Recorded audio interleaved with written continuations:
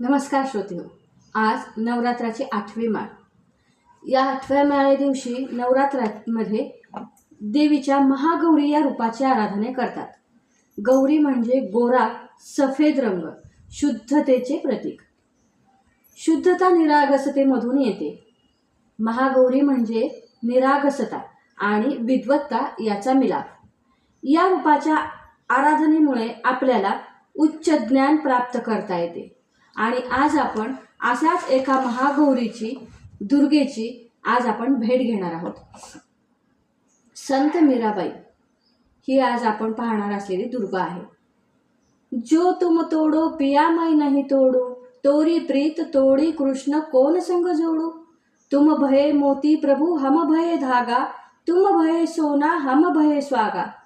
मीराबाई कहे प्रभु ब्रज के बासी, तुम मेरे ठाकुर मैं तेरी दासी. याशी दास्य भावना रगारगात भिनलेली मीराबाई एक चांगली गायिका, कवयित्री आणि संत देखील होती. मीराबाईचा जन्म कुडकी गावात मेरडी राजस्थान येथे 1498 मध्ये झाला. रतनसिंह यांच्या हे त्यांचे वडील आणि आई वीरकुमारी होती. मीराचे पालन पोषण तिच्या आजी आजोबांनी केलेले होते. त्यांची आजी भगवान श्रीकृष्णांची निस्सीम भक्त होती. त्यांची देवावर अपार श्रद्धा होती. आजीची कृष्ण भक्ती असलेली पाहून ती खूप प्रभावित झाली. एके दिवशी लग्नाची वरात जात होती. ती मिरवणूक पाहत असताना मीरेने आजीला एक प्रश्न विचारला की माझा वर कोण आहे किंवा माझा पती कोण आहे. तेव्हा अजाणतेपणातून किंवा नकळत आजीने गिरीधर गोपाळाकडे बोट दाखवले आणि हे तुझे पती आहेत असे सांगितले. आणि त्या क्षणापासून मीराबाईंनी मनोमन अतिशय श्रद्धा भावनेने गोपाळकृष्णाला आपले सर्वस्व वाहून टाकले. असे परमोच्च दास्य भक्तीचे प्रगटीकरण म्हणजे संत मीराबाई. संत मीराबाईची कृष्ण भक्ती तत्कालीन राजकीय, सामाजिक परिस्थिती, धार्मिक कर्मकांड, रूढी, परंपरा, सामाजिक बंधने, स्त्रीकडे पाहण्याचा दृष्टिकोन याचे चिंतन करता मीराबाईंच्या व्यक्तिमत्वाचे उदात्त दर्शन आपल्याला पाहायला मिळते. मीराबाईंचे जीवन म्हणजे करुणेची वाहती नदी आहे. मीराचे आयुष्य म्हणजे एक सुगंधित जखम आहे हे म्हणणे गैर ठरणार नाही. या जखमेला मानवतेचा गंध भासतो. हा गंध काळाच्या ओघात सुकणारा नाहीच हे मात्र नक्की. श्रीकृष्ण भक्तीत समरस लीन झालेली मीराबाई भक्तिरसामध्ये पूर्ण विलीन झालेली आपल्याला पाहायला मिळते. त्यांना लहानपणापासूनच भक्तीचा वारसा मिळाला, पण नियतीचा खेळ कुणाला कळला आहे. लहानपणीच आई वडिलांचे छत्र नाहीसे झाले. मेवाडचा राणा कुंभ यांच्याशी त्यांचा विवाह झाला. तरीही मीराबाई मात्र मनोमन कृष्णाला सर्वस्व देऊन बसलेल्या असल्याने फक्त कृष्ण भक्तीच हेच त्यांच्यासाठी सर्वस्व होते. त्यामुळे मीराबाईंचा सासरी खूप छळ होऊ लागला. संत मीराबाईंना कृष्ण भक्तीपासून दूर राहावे यासाठी तिच्या सासरच्या मंडळींनी प्रचंड खटाटोप केले.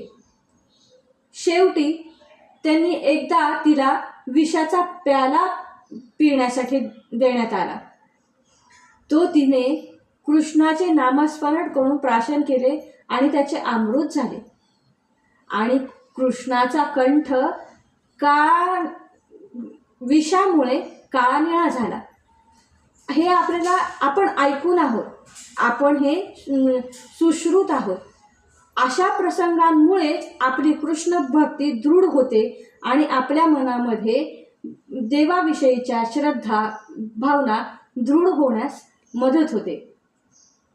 आयुष्याच्या शेवटच्या काळात मीराबाई द्वारकेत राहायला आल्या असा उल्लेख मिळतो. 1547 मध्ये रणछोडदास मंदिरात मीराबाईंचा अंत झाला असाही उल्लेख आहे. भारतीय व संत परंपरेत कृष्णाची उत्कट स्तुती करणारी लाखो भजनं मीराबाईंनी लिहिलेली आहेत. मीराबाईंच्या चरित्रातील घटनांचा क्रम किंवा घटना पाहता कृष्णावरील श्रद्धा भक्ती हे प्रचंड विरोधात देखील फुलून राहिलेली, बहरत राहिलेली आपल्याला पाहायला मिळते. जो योग्य आहे त्यासाठी आणि त्याच्या रक्षणासाठी श्रीकृष्ण उभा राहतो. या त्यांच्या घट्ट विश्वासामुळे तिने पराकोटीचा त्रास सहन केलेलाही आपण पाहतो.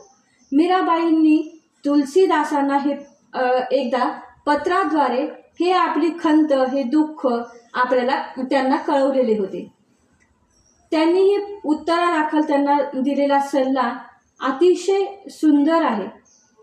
तुलसीदासांनी त्यांना उत्तरादाखल पाठवले की ते लोक प्रिय नातेवाईक असतीलही तुमचे, पण ते राम किंवा श्यामची पूजा करत नाहीत. त्यांचा त्याग करा. प्रल्हादाने वडिलांचा, बिभीषणाने भावाचा, भरताने आईचा त्याग केला. असे केल्याने भक्तीचा आनंद प्राप्त होतो. देवाशी असलेले संबंध आणि देवाचे प्रेम खरे आहे आणि शाश्वत घटक आहेत. इतर सर्व तात्पुरते आहेत. हा सल्ला आणि नातेवाईकांची अकबर भेटीच्या प्रसंगानंतर त्यांनी केलेली तिची प्रतारणा यामुळे तिने घर सोडण्याचा निर्णय घेतला आणि तिने आपले राहते घर सोडले. तिच्या भजनातून कृष्णाशी एकरूप होण्यासाठी तिची तळमळ दिसते. कधी ती वियोगाची वेदना तर कधी दैवी मिलनाचा आनंद व्यक्त करते. एकदा तिला वापस आणण्यासाठी गेलेल्या सैनिक तिला आणण्यासाठी गेले होते. तिने त्यांना एक रात्र रणछोडदास मंदिरात थांबण्यास परवानगी दिली आणि चमत्कारिकरित्या मीराबाई रणछोडदासांच्या मूर्तीत विलीन झाल्या. या संदर्भात कथा वेगवेगळ्या पद्धतीने सांगितल्या जात असतील, परंतु मीराबाईची उत्कट कृष्ण भक्ती, ते कृष्णचरणात विलीन झाले हेच सत्य. हे चरित्र पाहताना घडलेल्या घटना, प्रसंग यापेक्षाही केली गेलेली दास्य रूपातील उत्कट भक्ती हे आदर्श आहे. आम्ही आज छोट्या छोट्या त्रासांमधून, छोट्या छोट्या घटनांमधून वैफल्यग्रस्त होऊन देवावर शंका घेण्यात एका पायावर तयार होतो. पण आज आपण बरेच संत पाहत आहोत. आज मीरेचंही आपण चरित्र पाहत आहोत. ह्याच्यातून आपल्याला हेच पाहायला मिळते आणि शिकायला मिळते की एकच आपल्याला वाचवणारा, रक्षण करणारा आपला हा तो परमेश्वर आहे आणि त्याच्याच चरणी आपली श्रद्धा ही आढळ असली पाहिजे, तरच आपले रक्षण होऊ शकते. मीरेसारखी श्रद्धा आपल्यामध्ये येणं हे अतिशय गरजेचं आहे. म्हणून तर म्हणतात ना, कौन कहते हैं भगवान आते नहीं, मीरा के जैसे बुलाते नहीं. हेच सत्य. हे मीरेसारखी दृढ भक्ती जेव्हा आपल्यामध्ये निर्माण होईल ना, तेव्हा आपल्यालाही परमेश्वर भेटीचा परमोच्च आनंद नक्की अनुभवता येणार आहे. भक्ती देखील, मीराबाईची भक्ती देखील आपल्याला हेच शिकवते. भक्ती देखी राजो होई, जगत देखी रोई, दासी मीरा लाल गिरीधर तारो अब मोई. अशी ही मीरा, फक्त कृष्णाची मीरा असणारी, या मीरेला माझे कोटी कोटी प्रणाम. धन्यवाद.